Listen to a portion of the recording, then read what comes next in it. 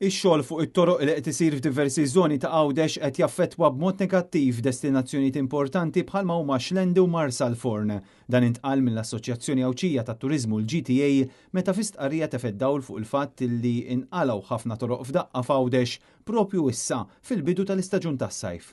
Il-Gvern beda dawn ix-xogħlijiet qrib il-parkeġġ ta' Marsalforn fiż-żona tal-Qbajjar u anke fir-Rabat f'waħda mir-rotot li twassal lejn Xlendi.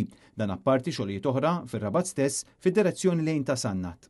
Il-GTA ma tistax tifhem kif dawn ix-xogħlijiet ħabtu kollha fl-istess żmien meta beda l-qofol tal-istaġun tal-festi u l-istaġun turistiku.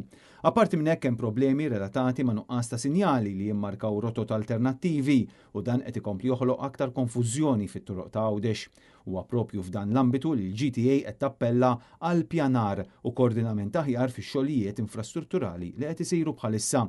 L-istess tip ta' appell twassal ukoll mill-MHRA fl-aħħar jiem wara li l-Gvern għala diversi toroq fiż-żoni tal-Balluta ta' Sliema u San Ġiljan, bir-riżultati li din iż-żona turistika spiċċat paralizzata b'konġestjoni kbira ta' traffiku f'kull ħin tal-ġurnata.